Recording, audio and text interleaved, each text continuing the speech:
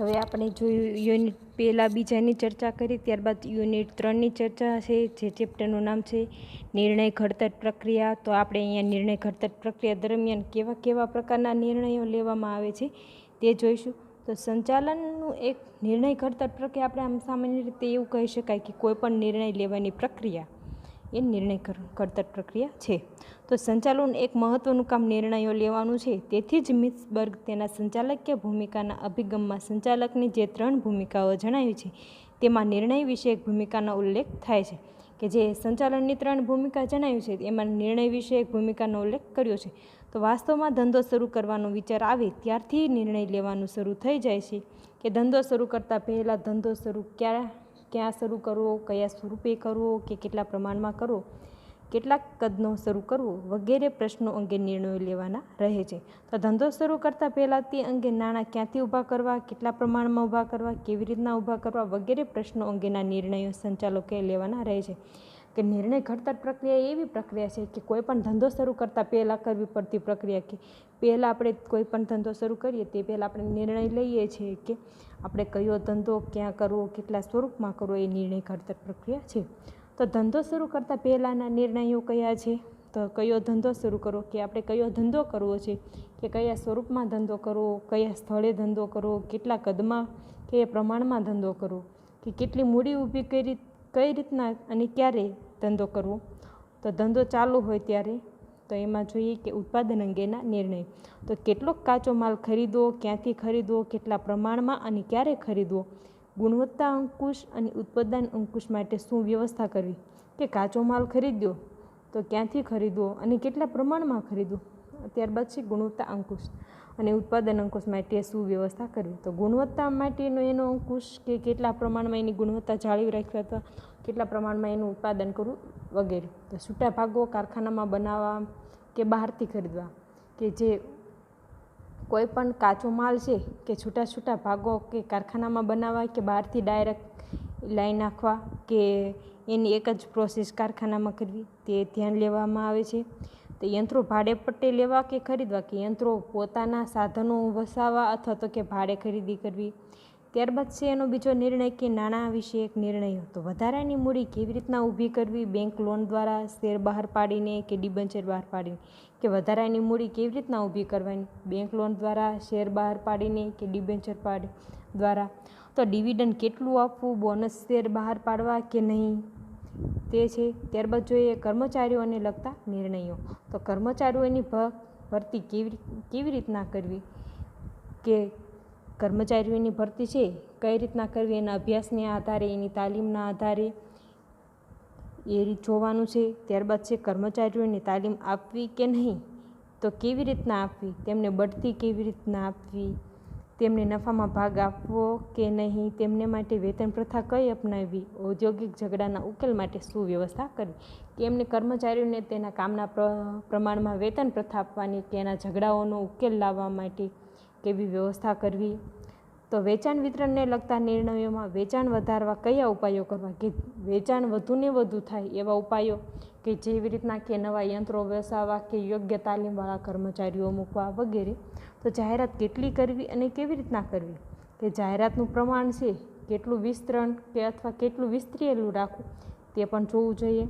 વેચાણ રોકડેથી કરવું કે ઉધાર વેચાણ પણ કરવું. જો ઉધાર વેચાણ કરવાનું હોય તો કઈ શરતોએ કરવું. તો વેચાણ રોકડેથી કરવામાં આવે તો કંપની પાસે તેની મૂડી રહે છે, અને ઉધાર કરે તો કોઈ પણ કાચા માલની ખરીદી કરતી વખતે કંપનીએ કે ધંધાએ તેની મૂડી પોતાની રીતના કાઢવી પડે છે. ત્યારબાદ છે માલના વિતરણ માટે કઈ વ્યવસ્થા કરવી, કે માલના વિતરણ માટે કઈ અથવા તો તેમાં વિતરણ કરવાનું હોય ત્યારે તેની સહાયક સેવાઓનો લાભ લેવો પડે છે. તો વેચાણ દળનું સંચાલન કેવી રીતના કરવું, કે જે વેચાણ કરવાનું છે એનું સંચાલન કઈ રીતના કરવું. આ ઉપરાંત પણ સંચાલકે અનેક પ્રકારના નિર્ણયો લેવાના હોય છે. તેથી સંચાલન એટલે જ નિર્ણય ઘડતર એમ કહેવામાં અતિશયોક્તિ નથી. ત્યારબાદ જોઈએ નિર્ણય પ્રક્રિયા કે નિર્ણય ઘડતરમાં વિવિધ વ્યાખ્યાઓ આપી ખ્યાલ સ્પષ્ટ કરો. તો અહીંયા આપણે એનો ખ્યાલ જોવાનો છે અને એની વ્યાખ્યા જોવાની છે. તો ધંધામાં સંચાલન મહત્ત્વનું છે. સંચાલનમાં આયોજન અગત્યનું છે, અને જો આયોજનમાં નિર્ણય લેવાનું કાર્ય અતિ અગત્યનું છે. કે સંચાલનમાં આયોજન તો કરવાનું જ છે, પણ એમાં અગત્યનું કાર્ય કયું છે કે એ છે નિર્ણય લેવાનું. તો નિર્ણય લેવાની પ્રક્રિયા એ આયોજનનો સૌથી મહત્ત્વનો ભાગ છે. આયોજનમાં અનેક યોજનાઓ, કાર્યક્રમો અને વિધિઓ નક્કી થાય છે. ત્યારે નિર્ણય ઘડતરમાં કોઈ સમસ્યા અંગે અનેક વિકલ્પમાંથી એક વિકલ્પ પસંદ થાય છે. કે આયોજનમાં અનેક યોજનાઓ ઘડવામાં આવે છે કે કાર્યક્રમો, એની વિધિઓ થતી હોય, ત્યારે નિર્ણય ઘડતરમાં કોઈ સમસ્યા અંગે અનેક વિકલ્પમાંથી એક વિકલ્પની પસંદગી થાય છે. તો નિર્ણય લેતી વખતે ઘણા મહત્ત્વના પ્રશ્નો ઊભા થાય છે. તેના અનેક વિકલ્પો હોય છે, તેમાંથી શ્રેષ્ઠ વિકલ્પની પસંદગી કરી ધંધાની કોઈ બાબત અંગેનો નિર્ણય લેવો પડે છે. તો કુન્સ અને ઓડોનલ શું કહે છે કે નિર્ણય પ્રક્રિયા વિભિન્ન વિકલ્પોમાંથી કોઈ એકની ખરેખર પસંદગી છે, જે સંચાલનનો આત્મા છે. કે નિર્ણય પ્રક્રિયા છે એ વિભિન્ન વિકલ્પોમાંથી કોઈ એકની ખરેખર પસંદગી છે અને જે સંચાલનનો આત્મા છે. તો આ આપણે ખાલી જગ્યામાં પણ પૂછાઈ શકે કે સંચાલનનો આત્મા કે નિર્ણય ઘડતર પ્રક્રિયા છે એ સંચાલનનો આત્મા છે. તો રુસ્તમ દાવરના મતે આપણે જોઈએ કે વૈજ્ઞાનિક નિર્ણય ઘડતર એટલે યોગ્ય સમયના ગાળામાં શક્ય પસંદગીઓમાંથી શ્રેષ્ઠ વિકલ્પની પસંદગી કરવી. કે 2 કે વધુ વિકલ્પો હોય, જે કોઈ પણ કામ 2-3 રીતના થતું હોય કે એના વિકલ્પો ઓપ્શનો હોય, તેમાં યોગ્ય વિકલ્પની પસંદગી કરવીને નિર્ણય ઘડતર કરવું. તો ડાલ્ટમેન્ડર લેન્ડે શું કહે છે? તો નિર્ણય ઘડતર પસંદગી કરવાનું એક કાર્ય છે, જેના દ્વારા વહીવટ અધિકારી અથવા વ્યવસ્થા તંત્ર અનેક વિકલ્પોમાંથી કોઈ એક સ્થિતિ અથવા પ્રવૃત્તિ પસંદ કરી શકે છે. અને એર્નસ્ટડેલે કહ્યું છે કે નિર્ણય લેવો એટલે હંમેશા વિવિધ વિકલ્પોમાંથી પસંદગી કરવી. માત્ર એક જ વિકલ્પ હોય ત્યારે નિર્ણય લેવો જરૂરી નથી. આ રીતે ધંધાના હેતુઓની સિદ્ધિ માટે જે પ્રશ્નો કે સમસ્યાઓ ઉપસ્થિત થાય તેના ઉકેલ માટે નિર્ણયો લેવા પડે છે, જેના અનેક વિકલ્પો હોય છે, જેમાંથી શ્રેષ્ઠ વિકલ્પની પસંદગી કરવી અને પ્રશ્ન કે સમસ્યાનો ઉકેલ લાવવો તેને નિર્ણય પ્રક્રિયા કે નિર્ણય ઘડતર કે નિર્ણય લેવાનું કાર્ય કહેવામાં આવે છે. તો દાખલા તરીકે કંપની ધંધા માટે નાણાં મેળવવા તેની પાસે અનેક વિકલ્પો છે. તો ઓર્ડિનરી શેર બહાર પાડવા, પ્રેફરન્સ શેર બહાર પાડવા, ડિબેન્ચર બહાર પાડવા, બેંકમાંથી લોન, કેશ ક્રેડિટ કે ઓવરફ્લોની સગવડ મેળવવી. તો આ બધામાંથી શ્રેષ્ઠ વિકલ્પની પસંદગી કરવા માટે તેને નિર્ણય ઘડતર કહેવામાં આવે છે. કે જે કોઈ પણ ક્ષેત્રમાં ધંધાને લગતો જે આયોજન અથવા તો સંચાલન કરવામાં આવે છે કે એના વિશેના નીતિ વિષયક નિર્ણયો લેવામાં આવે છે, તેને નિર્ણય ઘડતર કહી શકાય અથવા કહેવામાં આવે છે. ત્યારબાદ જોઈશું આપણે નિર્ણય ઘડતરના લક્ષણો વિગતવાર સમજાવીએ. કે નિર્ણય પ્રક્રિયા એ સંચાલનનું કાર્ય છે. કે સંચાલન કોઈ પણ કાર્ય કરતી વખતે નિર્ણય લેવો પડે છે. આયોજન, પ્રબંધ, કર્મચારી વ્યવસ્થા, દોરવણી, માહિતી સંચાર, અંદાજપત્ર, અંકુશ જેવા કાર્યો કરવા માટે નિર્ણય લેવાની જરૂરિયાત ઊભી થાય છે. તો તેના વિના કોઈ કાર્ય શક્ય થતું નથી. તો નિર્ણય ઘડતરનો પ્રશ્ન સમસ્યાનો સંઘર્ષ અને વિવાદો સાથે સંબંધ છે. કે ધંધામાં અનેક પ્રશ્નો, સમસ્યાઓ, સંઘર્ષ અને વિવાદો હોય છે. તો તેના ઉકેલ માટે નિર્ણય લેવો પડે છે. જ્યાં સુધી નિર્ણય લેવામાં ન આવે ત્યાં સુધી કોઈ કાર્ય પ્રવૃત્તિ શક્ય નથી. માટે જ તેને ધંધાનું કે એને સંચાલનનો આત્મા કહ્યો છે. કે નિર્ણય વગર કોઈ પણ કાર્ય શક્ય નથી. ત્યારબાદ જોઈએ વિકલ્પોને લીધે નિર્ણય લેવાય છે. કે જ્યારે કોઈ વસ્તુ કે બાબત નક્કી કરવા માટે અનેક વિકલ્પો હોય ત્યારે જ તેની પસંદગીનો પ્રશ્ન ઊભો થાય છે. કે જ્યારે કોઈ વસ્તુ બાબતે નિર્ણયો લેવાના હોય અથવા તો વિકલ્પોમાંથી એની પસંદગી હોય ત્યારે જ પ્રશ્ન ઊભો થાય છે. જો વિકલ્પ જ ના હોય તો નિર્ણય લેવાની કોઈ જરૂરિયાત નથી. જ્યારે આપણી પાસે કોઈ વિકલ્પનો અવકાશ હોય છે કે ઘણા બધા એના વિકલ્પો હોય છે ત્યારે નિર્ણય લેવો શક્ય બને છે. તો એર્નસ્ટડેલની વ્યાખ્યા આ મુજબ મુદ્દા પર ભાર મૂકે છે કે નિર્ણય ઘડતરના અનેક વિકલ્પોમાંથી કોઈ એક શ્રેષ્ઠ વિકલ્પ પસંદ કરવામાં આવે છે. તો જેમાં જે આ વૈજ્ઞાનિક એવું કહે છે કે શ્રેષ્ઠ વિકલ્પની પસંદગી કરવામાં આવે છે. તો નિર્ણય ઘડતર એ આયોજનનું અંગ છે એવું કહ્યું છે. તો નિર્ણય પ્રક્રિયાની આયોજન સાથે ગાઢ સંબંધ છે. કારણ કે આયોજન એટલે જ અગાઉથી નિર્ણય લેવાનું કાર્ય.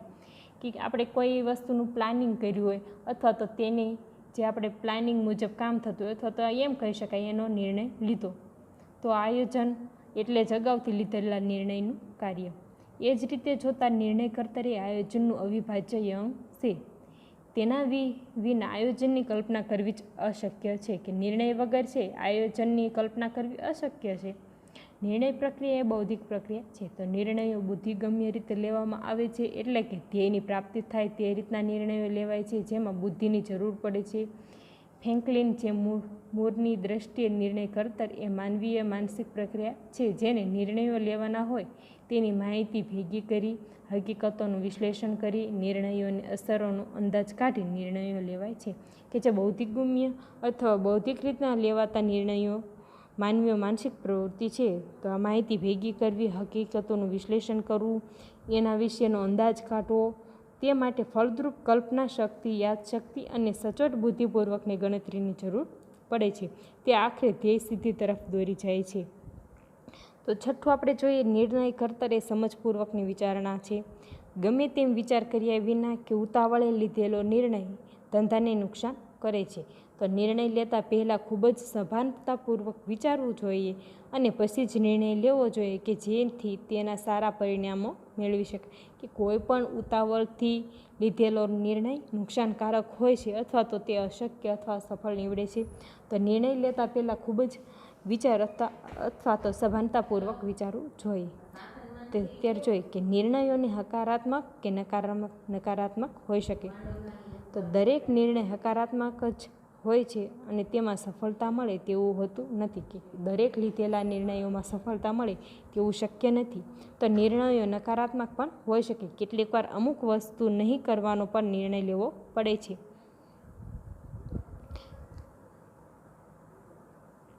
ત્યારબાદ આપણે જોઈશું નિર્ણય ઘડતરની પ્રક્રિયા તબક્કાવાર આકૃતિ સહ સમજાવો.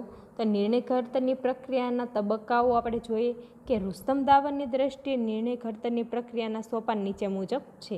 તો સમસ્યાઓની વ્યાખ્યા કરવી, કે કોઈ પણ નિર્ણય ઘડતર થયું છે એના અંદર કઈ સમસ્યા ઉદ્ભવી છે તેનું નિવારણ લાવવું, કે સમસ્યા સંબંધી માહિતીનું સંપાદન અને વિશ્લેષણ, કે જે સમસ્યા ઉદ્ભવી છે તેનું માહિતી સંપાદન અને એનું વિશ્લેષણ કરવામાં આવે છે. તો જુદા જુદા વિકલ્પો શોધવા, કે સમસ્યાના નિવારણ માટે કયા વિકલ્પો બેસ્ટ છે અથવા શ્રેષ્ઠ વિકલ્પની પસંદગી કરવી, એટલે કે એમાંથી કયો વિકલ્પ શ્રેષ્ઠ ગણાય છે. લીધેલા નિર્ણય અમલમાં મૂકવા, કે કયા કયા નિર્ણયો લીધા છે તેને અમલમાં મૂકવામાં આવે છે. સ્ટેનલી વાન્સ એના મતે આપણે જોઈએ કે સમસ્યાની સમજૂતી કે અનુભૂતિ, કે કોઈ પણ સમસ્યાની સમજૂતી આપવી અથવા તો તેની અનુભૂતિ, એટલે કે જેનું અનુભૂતિ એટલે કે એનું એવી રીતના દર્શાવવાનું કે સમસ્યા છે એના વિશેની પહેલી આપણને ખ્યાલ હોવો જોઈએ, કે એના વિશેની અનુભૂતિ થવી જોઈએ કે આ સમસ્યાના નિવારણ માટે આવો નિર્ણય લઈ શકાય. તો સમસ્યાનો વિચાર કે ધારણા, તો સમસ્યા અંગેની વિચારણા કેવી છે, એના વિશેની ધારણા કેવી છે એ રજૂ કરવાનું છે. સમસ્યાનું અન્વેષણ કે વિકલ્પોની શોધ, કે એના વિશેનું અન્વેષણ કરવાનું છે કે એના વિશેના અલગ અલગ વિકલ્પોની શોધ કરવાની છે. વિચાર વિમર્શ એટલે વાર્તાલાપ કરવો અથવા એના વિશે વિચારણાઓ કરવી, વિકલ્પોની પસંદગી કરવી, કે યોગ્ય વિકલ્પ અન્ય વિકલ્પોમાંથી યોગ્ય વિકલ્પ જે શ્રેષ્ઠ હોય તેની પસંદગી કરવી. શ્રેષ્ઠ વિકલ્પની જાહેરાત, કે જે વિકલ્પ સારો છે તેની જાહેરાત કરવી. તો અહીંયા જોઈશું આપણે કે પહેલો તબક્કે સમસ્યાનું સ્પષ્ટીકરણ કરવું. ત્યારબાદ છે એનું આપણે અહીંયા 6 સ્ટેપ આપ્યા છે, કે પહેલું એનું સમસ્યાનું એમાં કઈ સમસ્યા ઉદ્ભવે છે તે જોવાનું. ત્યારબાદ એના વિશે માહિતી એકત્રિત કરી એનું વર્ગીકરણ કરવાનું છે અને એમાં ઉદ્ભવતી સમસ્યાઓનો ઉકેલ લાવવાનો અને એમાંથી વિકલ્પોની શોધ કરવાની, વિકલ્પોની તુલના અને પસંદગી કરવાનું. ત્યારબાદ છે નિર્ણય ઘડતરને અમલીકરણ અને મૂલ્યાંકન કરવાનું છે. તો પીટર એફ ડ્રુકરના મતે નિર્ણય ઘડતર શું છે અને કેટલા તબક્કામાં તે આપે છે તે જોવાનું છે. કે સમસ્યાનું સ્પષ્ટીકરણ કરવું, માહિતીને એકત્રીકરણ અને વર્ગીકરણ, સમસ્યાનું અમલીકરણ અને મૂલ્યાંકન. તો આપણે પહેલું જોઈએ સમસ્યાઓનું સ્પષ્ટીકરણ. તો નિર્ણય ઘડતરની પ્રક્રિયાના પ્રથમ સોપાનની શરૂઆત સમસ્યાઓના સ્પષ્ટીકરણથી થાય છે. કે નિર્ણય ઘડતરનું જે પ્રથમ પગથિયું છે તે સમસ્યાઓનું સ્પષ્ટીકરણથી થાય છે. તો સમસ્યા એટલે પરિસ્થિતિઓનું અમુક ચોક્કસ ધોરણ, કે સમસ્યા એટલે કે એવી પરિસ્થિતિ એનું અમુક ધોરણ નક્કી થયેલું હોય છે કે આ પરિસ્થિતિ ઉદ્ભવી છે. ધંધામાં કોઈ પ્રશ્ન કે સમસ્યા ઉદ્ભવે તે અંગેનો નિર્ણય લેવાનો હોય છે. તેથી સંચાલકનું પ્રાથમિક કાર્ય જ સમસ્યાની શોધ છે. જેમ ડૉક્ટર રોગનું નિદાન કરતાં પહેલાં રોગનું સ્વરૂપ તપાસે ત્યાર પછી જ તેનું નિદાન કરે, તેમ સંચાલક પણ ધંધામાં ઊભી થતી સમસ્યાનું સ્વરૂપ તપાસવાનું છે. ત્યાર પછી જ નિર્ણય લેવાનો. કે કોઈ પણ વસ્તુમાં તેમાં પહેલાં એમાં ઊભી થતી સમસ્યા તપાસવી, ત્યારબાદ તેના અંગેના નિર્ણયો લેવા. તો કુલ વેચાણ વધ્યું હોવા છતાં નફામાં ઘટાડો થાય હોય ત્યારે એમ માનવાનું કે ઉત્પાદન ખર્ચ વધ્યું છતાં વેચાણ કિંમતમાં વધારો કરવામાં નહીં આવ્યો, પરંતુ જે વસ્તુ વેચાણના નફાનો ગાળો વધુ હતો તેનું વેચાણ ઘટતું હતું. કે જે ઉત્પાદન નફામાં ઘટાડો થયો છે છતાં એવું વિચારવામાં ન આવે કે વેચાણ કિંમતમાં વધારો કરવામાં આવે, કે ઉત્પાદન પડતર વધતા કિંમત પણ વધે અથવા વેચાણ નફામાં ઘટાડો પણ થઈ શકે. તેથી સંચાલક જો સૌપ્રથમ સમસ્યાનો અંદાજ મેળવી લેવાનો છે, કે સમસ્યાનો સૌપ્રથમ એને અંદાજ મેળવવાનો છે, કારણ કે સમસ્યાની સમજ ખૂબ જ મહત્ત્વની બાબત છે, જે નિર્ણય પ્રક્રિયાનું સ્વરૂપ નક્કી કરે છે અને તેનો આધાર બને છે. પરિસ્થિતિ, અનુભવ તથા સંબંધિત પરિબળોના સંદર્ભમાં સમસ્યાનો ખ્યાલ મેળવવો જોઈએ. કે પરિસ્થિતિ, એના સંબંધિત પરિબળો કેવા છે તેવી રીતના તેનો સમસ્યાનો ખ્યાલ મેળવવો જોઈએ. ત્યારબાદ જોઈએ માહિતીનું એકત્રીકરણ અને વર્ગીકરણ કઈ રીતના કયા સંદર્ભમાં કરીએ છીએ. તો નિર્ણય ઘડતરનું બીજું પગલું સમસ્યા અંગેની માહિતી એકત્ર કરવાનું છે. તો આવી માહિતી બે રીતે ભેગી કરી શકાય, આંતરિક માહિતી અને બાહ્ય માહિતી. તો આંતરિક માહિતી અંગે થોડી વધુ કાળજી રાખવામાં આવે તો સાચી માહિતી મેળવી શકાય છે. કે આંતરિક માહિતી અંગે કાળજી રાખવામાં આવે તો સાચી માહિતી મેળવી શકાય. તો બાહ્ય માહિતી પ્રાપ્ત કરવા વિશે કાળજી લેવી પડે છે, કારણ કે તે માહિતી આપણી સમસ્યાને બિલકુલ બંધબેસતી ન પણ હોય. કે જે કોઈ પણ માહિતી મેળવેલી છે તે સમસ્યાને બંધબેસતી છે કે તે સમસ્યાના ઉકેલ માટે છે તે જોવું. બાહ્ય માહિતીનું સંપાદન કરવાનો ખર્ચ. કે જે બહારથી માહિતી મેળવવામાં આવે છે એનું સંપાદન કરવાનો ખર્ચ, સમય, શક્તિનો વિચાર કરવો પડે છે. આવી માહિતી પ્રાપ્ત કર્યા પછી તેનું વર્ગીકરણ કરવામાં આવે છે, જેથી તેનું વિશ્લેષણ થઈ શકે તે માટે કોષ્ટક રચના અને કોઠાઓનો ઉપયોગ કરવામાં આવે છે. કે આ જે માહિતીઓનું વિશ્લેષણ કરવામાં આવે છે તેના કોષ્ટકની રચના, એના કોઠાનો ઉપયોગ કરવામાં આવે છે. જ્યાં માહિતી ઉપલબ્ધ ન હોય ત્યાં અનુમાનોનો આશરો લેવો છે. કે જ્યાં માહિતી ઉપલબ્ધ ન બને ત્યાં અનુમાન લગાવવામાં આવે છે કે આવી રીતના આશ્રિત આવી સમસ્યા માટે આ ઉકેલ જરૂરી છે, જેથી સમસ્યાના વિશ્લેષણની પ્રક્રિયા આગળ ધપાવી શકાય. ત્યારબાદ જોઈએ સમસ્યાઓનું વિશ્લેષણ કઈ રીતના કરવું. તો નિર્ણય ઘડતરની પ્રક્રિયામાં ત્રીજો તબક્કો સમસ્યાના વિશ્લેષણનો છે, જેમાં નિર્ણય પ્રક્રિયામાં મદદરૂપ થાય તે રીતના સમસ્યાઓનું વિશ્લેષણ કરવામાં આવે છે. તેના ત્રીજા તબક્કામાં શું કહે છે કે નિર્ણય ઘડતરની પ્રક્રિયામાં મદદરૂપ થાય કે જે સમસ્યાઓનું વિશ્લેષણ કરવામાં આવે છે.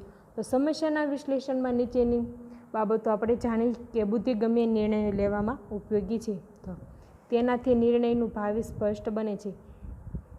તો જે આ સમસ્યાઓનું નિવારણ અથવા એનું વિશ્લેષણ કરવું તેમાંથી એનું ભાવિ સ્પષ્ટ બને છે. નિર્ણય માટે જે નિર્ણય લેવામાં આવે તે કેટલા સમય સુધી ટકી શકશે, કે જે નિર્ણય લેવામાં આવ્યો છે તે કેટલા સમય માટે તે નિર્ણય અપનાવી શકાય છે, કે તે બદલી શકાય કે નહીં, બદલી શકાય તો કેટલી ઝડપે બદલવો જોઈએ એનો ખ્યાલ મેળવવામાં આવે છે.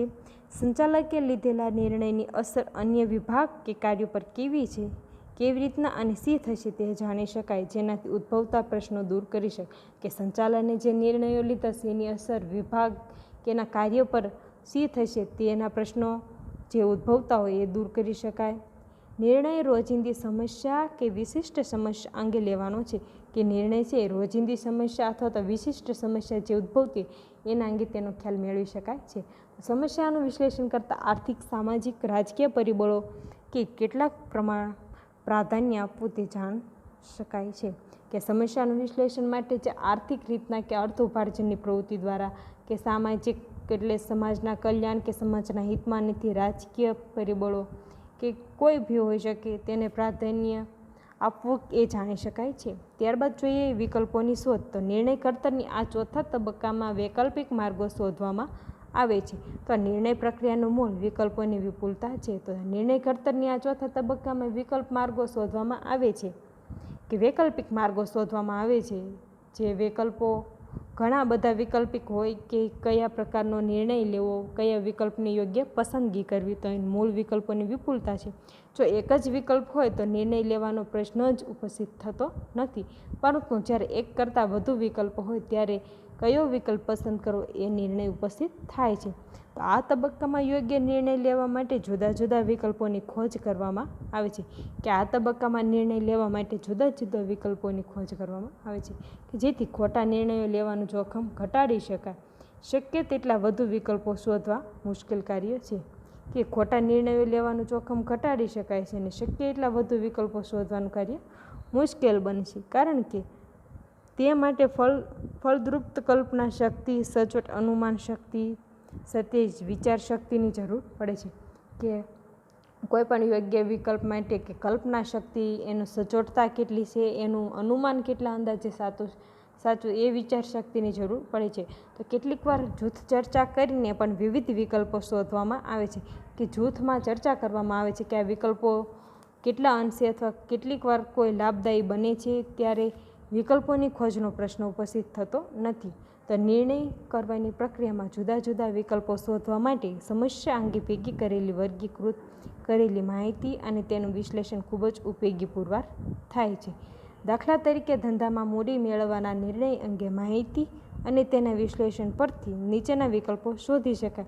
Equity share, debenture, bank loan, સરકારી મદદ, પ્રેફરન્સ શેર, જાહેર થાપણો અથવા નાણાકીય કોર્પોરેશનનું લોન. તો નિર્ણય માહિતી અને વિશ્લેષણ માટેના આ વિકલ્પોની શોધ શક્ય છે. ત્યારબાદ જોઈએ વિકલ્પોની તુલના અને પસંદગી. તો આ તબક્કામાં વિકલ્પોની તુલના કરી તેની પસંદગી કરવામાં આવે છે. કે કયા વિકલ્પની પસંદગી કરવી, જે વિકલ્પો શોધ્યા હોય તેની તુલનાત્મક તપાસ કરવામાં આવે છે.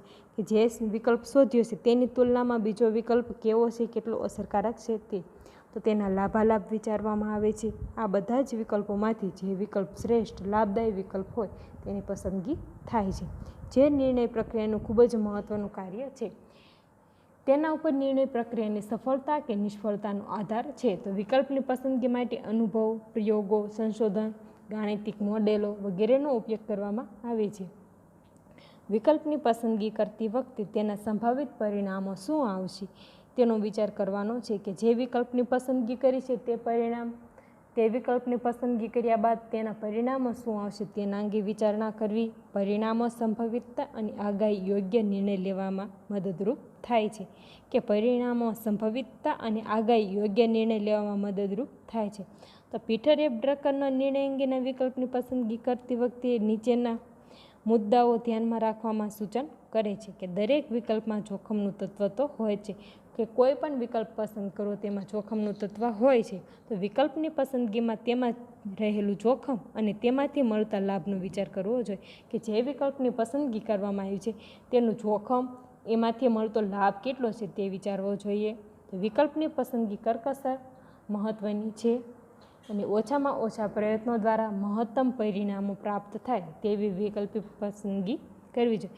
કે જે વિકલ્પની પસંદગી કરી છે તે ઓછામાં ઓછા પ્રયત્નો દ્વારા મહત્તમ પરિણામો પ્રાપ્ત થાય તેવી વિકલ્પની પસંદગી કરવી. નિર્ણયના અમલ માટે સમયનો મહત્ત્વ આપવામાં આવે છે. કે નિર્ણયના અમલ માટે સમયનું મહત્ત્વ આપવામાં આવે છે. કે કેટલા સમયમાં નિર્ણય અમલમાં મૂકવો અથવા કેટલા સમય માટે મૂકવો જોઈએ અને તે રીતના વિકલ્પની પસંદગી કરવી જોઈએ. તો તકનો લાભ લેવા માટે ઝડપથી અને યોગ્ય નિર્ણય ઉપયોગી સાબિત થાય છે. કે કોઈ પણ તકનો લાભ લેવા માટે યોગ્ય સમયમાં યોગ્ય કાર્ય થઈ જતું હોય તો તે ઉપયોગી સાબિત થાય છે. તો વિકલ્પોની પસંદગીમાં સાધનોની મર્યાદા વિચારવી જોઈએ. કે વિકલ્પોની પસંદગીમાં તે સાધનોની એટલા જ વિકલ્પોની પસંદમાં જે મહત્તમ સાધનો છે તે પૂરતા ઉપયોગમાં છે કે નહીં તેની અંગે વિચારણા કરવી. તો નિર્ણય અમલમાં સાધનોની ઉપલબ્ધતા જોવી જરૂરી છે. ત્યારબાદ છઠ્ઠું જોઈએ નિર્ણયોનું અમલીકરણ અને મૂલ્યાંકન. તો આ નિર્ણય પ્રક્રિયાનો આખરી તબક્કો છે નિર્ણયનું અમલીકરણ અને તે મૂલ્યાંકન, જેમાં શ્રેષ્ઠ વિકલ્પની પસંદગી કરતાં પહેલાં નિર્ણયકારે એ બાબત તપાસવી કે સ્વીકારેલ કે પસંદ કરેલ વિકલ્પને અમલમાં મૂકી શકાય કે નહીં. કે જે પસંદગી કરેલ નિર્ણયો છે તપાસ કરી એનો સ્વીકાર કરી કે અમલમાં મૂકી શકવા યોગ્ય છે કે નહીં. તે પસંદ કરેલ વિકલ્પ ગમે તેટલો સારો હોય પરંતુ જો તેને અમલમાં ન મૂકી શકાય તેમ હોય તો તેની પસંદગી કરવી જોઈએ જ નહીં. જે અમલમાં મૂકવા લાયક વિકલ્પ ન હોય તો તેના અંગે નિર્ણય પ્રક્રિયા અથવા તેને અમલમાં ન મૂકી શકાય તેની વ્યવહારુતા તપાસવી જોઈએ. કે તે વ્યવહારુ કેટલી છે, જે સંચાલનની અગત્યની જવાબદારી છે. કે વ્યવહારુ સપ્તાહમાં તપાસવી જોઈએ કે એની સંચાલનની અગત્યની છે એની જવાબદારી. નિર્ણયના અમલીકરણ માટે જરૂરી સૂચનાઓ આપવી જોઈએ કે નિર્ણયની અમલીકરણ માટે છે એની જરૂરી સૂચના આપવી જોઈએ, સભા બોલાવવી જોઈએ, પરિપત્રો પાઠવવા જોઈએ, તેની જાણ કરી તેને અમલમાં મૂકવા તમામ પગલાઓ લેવા જોઈએ. કે જ્યાં નિર્ણય ઘડતર અમલીકરણ બન્યું છે એના વિશેની જાણ કરવીની એના વિશેના પગલાં લેવા. આ માટે કાર્યક્ષમ માહિતી સંચારની વ્યવસ્થા મહત્ત્વનો ભાગ ભજવી શકે છે. કે આ માટે માહિતી સંચારની વ્યવસ્થા છે એ મહત્ત્વનો ભાગ ભજવે છે. તો કર્મચારીઓ નિર્ણયનો સ્વીકાર કરે તે માટે તેની સત્તા અને જવાબદારી નિશ્ચિત કરવી. કે કર્મચારીઓ જે નિર્ણયનો સ્વીકાર કર્યો છે તે માટે તેની સત્તા અને જવાબદારી સોંપવી. જો નિર્ણયના અમલીકરણના કાર્યમાં કોઈ અવરોધો કે મુશ્કેલી આવતી હોય તો સુધારાલક્ષી પગલાં લઈ તેને સફળ બનાવવાના પ્રયત્ન કરો. કે નિર્ણય જે લીધો છે એના અમલ માટે કોઈ અવરોધો અથવા મુશ્કેલીઓ આવતી હોય તો તેમાં સુધારાલક્ષી પગલાં લઈ એને સફળ બનાવવાનો પ્રયત્ન કરવો. તો સારો નિર્ણય એ સ્પષ્ટ વિચાર અને સંબંધિત જ્ઞાન વચ્ચેના લગ્નથી થયેલ તંદુરસ્ત બાળક છે. તો અહીંયા એક ઉદાહરણ આપ્યું કે સારો નિર્ણય અને સ્પષ્ટ વિચાર છે એ સંબંધિત જ્ઞાન વચ્ચેના લગ્નથી થયેલ તંદુરસ્ત બાળક છે એવું અહીંયા કહ્યું છે. તો અહીં આકૃતિ નીચેની આપણે આકૃતિની સમસ્યાના સ્પષ્ટીકરણ, માહિતી સંચય અને વર્ગીકરણ, સમસ્યાનું વિશ્લેષણ, વિકલ્પોની શોધ, વિકલ્પોની તુલનાની પસંદગી અને અંતે તેનો તબક્કો દર્શાવે છે. તો અહીંયા આપણે આકૃતિમાં જોઈએ કે સમસ્યાઓનું સ્પષ્ટીકરણ, માહિતી સંચય અને વર્ગીકરણ, સમસ્યાઓનું વિશ્લેષણ, એમાંથી બે વિકલ્પો કે વિકલ્પ 1, વિકલ્પ 2 અને વિકલ્પ 3. તો વિકલ્પ 1માં 3 પાઠ છે કે નિર્ણયનું અમલીકરણ અને મૂલ્યાંકન. નિર્ણય 3 છે વિકલ્પોના તુલના અને પસંદગી, વિકલ્પોની શોધ. તો એ નિર્ણય પ્રક્રિયા છે. ત્યારબાદ હવે આપણે નેક્સ્ટ લેક્ચરમાં નિર્ણય ઘડતરના તર્કબદ્ધતા અને બુદ્ધિગમ્ય વિશે આપણે ચર્ચા કરીશું. તો થેન્ક યુ વિદ્યાર્થી મિત્રો.